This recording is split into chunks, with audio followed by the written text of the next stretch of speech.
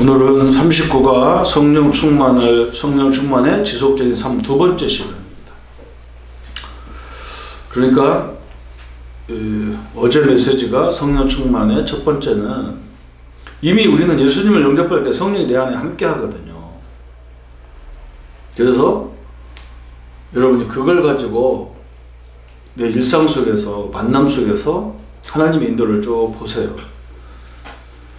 내 입장에 생각하지 말고 하나님 입장에서 불신앙하지 말고, 하나님이 분명히 이 만남이 하나님의 계획이 있고 이 사건 속에도 하나님의 계획이 있는 거예요. 그걸 찾기 시작하면 여러분에게 확신이 딱 생기는 거죠. 두 번째 시간에는, 그런데 이제 마귀는 절대로 나를 포기하지 않습니다. 그게 특징이에요. 여러분 자녀를 뺏겼는데, 나쁜 사람한테 뺏겼는데 누가 뺏어간 줄도 알아, 어디서 사는 줄도 알아. 그거 포기하겠습니까? 평생 포기를 못합니다. 그게 부모의 심정이듯이 원래 우리가 마귀 자녀였어요. 그런데 이게 하나님 자녀가 됐는데 포기하겠냐는 거예요. 그런데 우리를 건들 요소가 없잖아요. 그래서 에베소 4장 25절부터 5장 4절까지 보면 사도 바울이 뭐라 했느냐, 이 마귀로 틈타지 못하게 하라 했거든요. 이 마귀가 우리 약점을 가지고 틈을 타는 거예요. 우리도 전도도 마찬가지예요. 전도도 그런 틈을 공격하는 거죠. 틈을. 그러니까 지금 이 사업을 해서 되겠습니까? 이런 소리 성도가 많이 합니다. 그런 성도님들 만나면 왜 그러냐? 이미 다 갖춰져 있는 기업들이 있는데 내가 지금 시작해서 되겠냐는데요. 그렇지 않아요. 다 틈이 있어요. 전도 현장에 가도 틈이 있잖아요. 그게 치유거든요. 치유받을 사람도 틈입니다. 그래서 마귀도 우리를 이길 수 없기 때문에 틈을 타고 공격하는 거예요. 그래서 마귀가 칩을 져버려, 잘못하면. 늘 염려하면 염려의 칩이 돼버려요. 그래서 구원 받았는데도 불구하고 매일 그것 때문에 넘어지고 갈등하고 방황하는 거예요. 모든 사람에게는 마음과 영적인 질병이 있다. 치료를 하는 것보다 더 중요한 것은 진단이다. 이 사람이 뭐 때문에 저렇게 마음에 영적인, 물질적인 질병이 왔을까? 그 진단을 잘해야 되잖아요. 엑스레이는 촬영은 치료가 될 수 없다. 진단하는 거죠, 엑스레이는. 엑스레이를 보고 우리가 병원에서 변명이 나오는 거죠. 변명을 진단하는 거죠. 그래서 먼저 진단이 필요한데, 영적인 질병은 반드시 악령의 통로가 되기 때문에 그 상대방의 어느 부분이 약점인가, 그걸 우리가 잘 이해해야 돼요.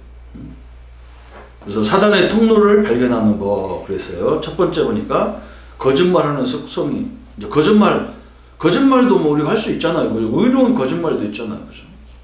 아니, 우리 부모가 숨어 있는데, 간첩이 와서 우리 부모를 잡아가려고 하는데, 저기 숨어 있는데, 우리 아버지 저기 있다고. 순진하게, 그죠? 저기 숨었다고. 그렇게 얘기하면 안 되잖아요. 이건 그냥 밥 먹듯이 하는 것은 청소년들에게 있는 거죠. 그런데 여러분, 보세요. 우리가 구원받았어도 말끝마다 거짓말 시키면 그 사람 말을 안 믿는 거예요. 나중에 그 사람 스스로가 엄청나게 어려움을 당하는 거죠. 나는 혈기 분을 내는 경우가 심하지 않은가. 혈기를 낼 수 있어요. 그런데 하나님 그러잖아요. 분을 내어도 하루 해를 넘기지 마라 그러죠. 왜 그러냐면 마귀가 틈타버리거든. 어떤 사람은 분 한 번 내면 며칠을 사람을 들들들들 볶는단 말이에요. 나는 도둑질하는 습관이 없는가. 이것도 이제, 그죠? 요즘에는 이제 이 도둑질이 그냥, 저도 가끔 이제 도둑질이 아니라 그건 길에 떨어져 있으면 그거 그냥 놓고 가야 된다고, 사실. 그러니까 들고 가면 그게 이제 분실물을 내가 습득하기 때문에 그 주인이 걸리면 뭐라고 하면 이제 우리가 꼼짝없이 당하는 거죠. 그냥 우리는 그 좋은 의도를 한 건데도 그걸 길에 떨어진 건데. 그래서 제가 옛날에 오토바이가 그냥 하나가 저 구석장에 있는 거예요. 근데 누가 이제 갖다가 이제 타고 다니다가 훔쳐가지고 타고 다니다 집어넣어놨는데 그 버린 것 같아. 그래서 이제 우리 진양에 우리 오토바이 전문인 우리 이기란 장로님한테 저 오토바이 저거 고쳐서 쓰면 될 것 같은데 했더니 그거 하면 안 된대. 분식물에 그냥 집어오면 안 된다더라고. 그 맨날 며칠 그냥 있는 건데 그냥 갖다가 하면 될 건데 그거 안 된다더라고. 그렇죠. 그런 것도 굉장히 중요하죠. 우리가 그런 부분을 잘 봐야 됩니다. 또 나는 음란 패설을 자주 하지 않는가. 또한 추한 생각을 상상치 않는가. 이 청소년들에게 많이 있는 거죠. 또 포악한 일을 할 때는 없는가. 가끔 폭력적인 일 할 때는 없는가. 이것도 이제 저 같은 경우는 이것도 생각을 많이 해.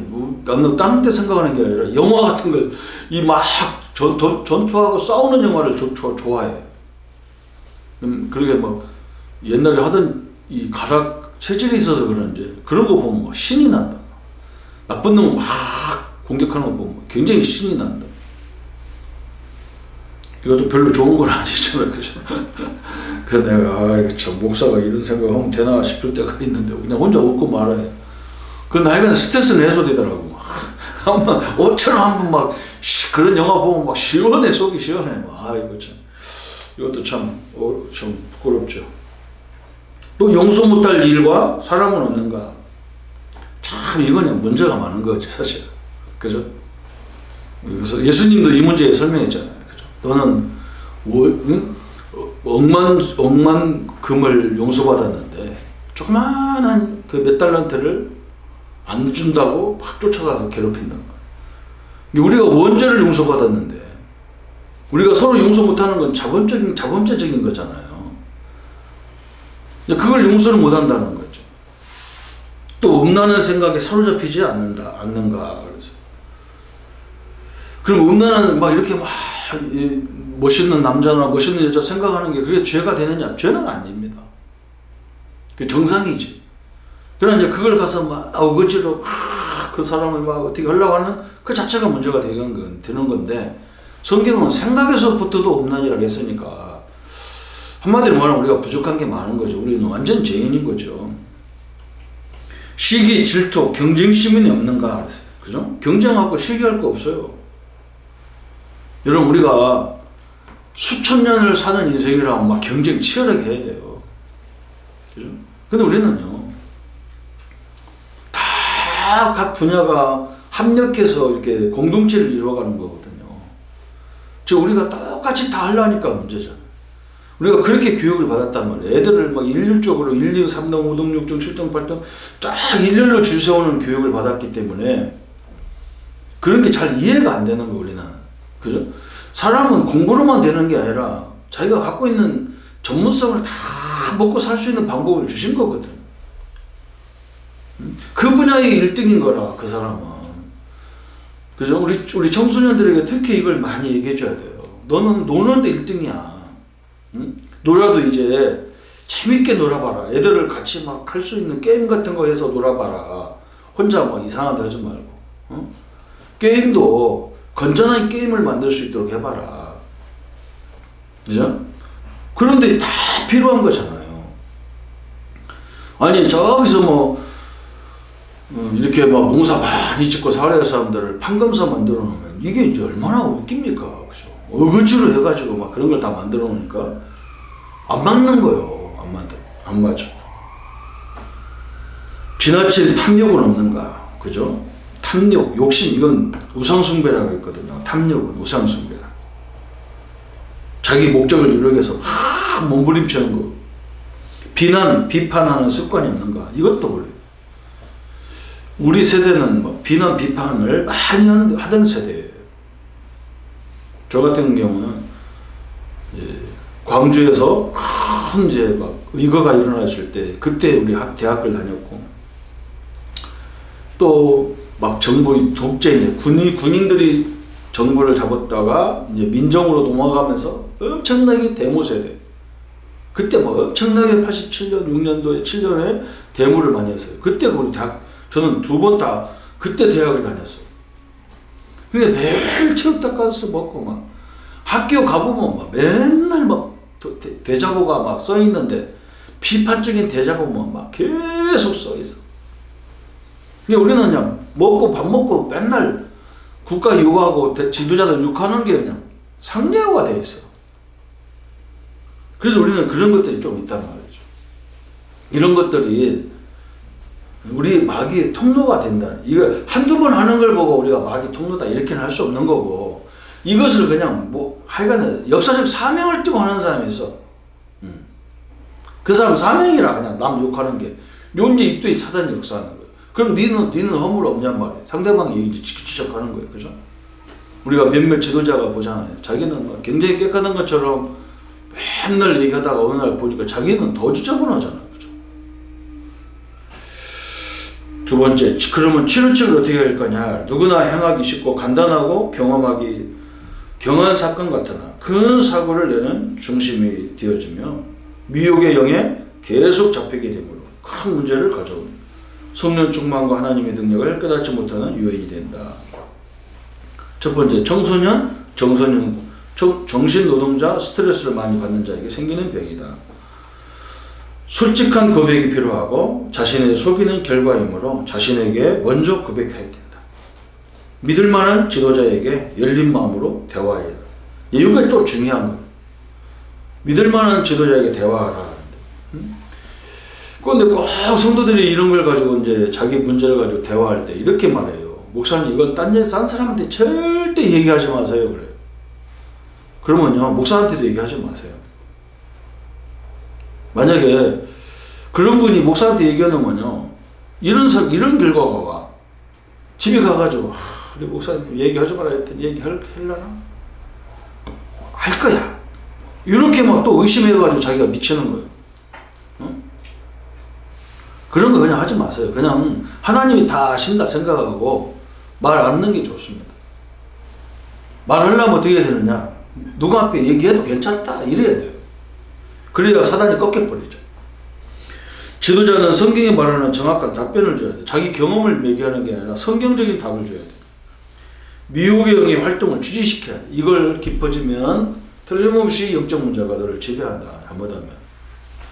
구체적으로 고백하고 기도해야 하고 회개하고 금식 작정 기도를 같이 하나님께 드림으로 문제를 풀어야 된다. 왜 금식하라고 하냐면 금식하면 제일 먼저 죽는 게 내 성격이 힘이 없으니까 뭔가 이런 걸 다 죽일 수가 있어요. 근데 중요한 건 뭐냐? 밥 먹으면 또 힘나요. 그러니까 근본적으로 이게 사단이 나를 공격할 수 있는 통로구나 이렇게 인정하면 딱 맞습니다. 그리고 이기는 방법은 뭐냐? 지속적인 말씀을 담는 것밖에 없어요. 이 말은 무슨 말이냐면 왜 말씀은요 자꾸 들으라 하냐면 히브리서 4장 12절에 말씀만이 우리의 영, 혼, 골수, 관절을 찔러주고 우리 생각, 마음과 생각을 다 감찰한다 했단 말이에요. 말씀으로 내가 충만해지면 이게 넘어설 수가 있어요. 그래서 성령 충만 받아라. 말씀 받아라. 말씀으로 충만해라. 자꾸 복음 충만하라 말은 그래서 그런 거예요. 복음이 충만하면 다 이길 수가 있죠. 하나님의 축복을 누리는 우리 모든 성도님들 되시기를 예수님의 이름으로 축원합니다. 하나님 감사합니다. 내 자신이 완벽하지 않기 때문에 한두 가지는 사단의 통로가 가질 수밖에 없습니다. 그런데 이것 때문에 우리가 지는 존재는 아니지만 이것 때문에 많은 것을 놓칠 때가 많습니다. 그래서 늘 말씀으로 또 복음으로 잘 세워져서 사단이 통로를 막고 늘 승리하는 우리 성도님들 되게 하여 주옵소서. 예수 그리스도 이름으로 기도합니다. 아멘.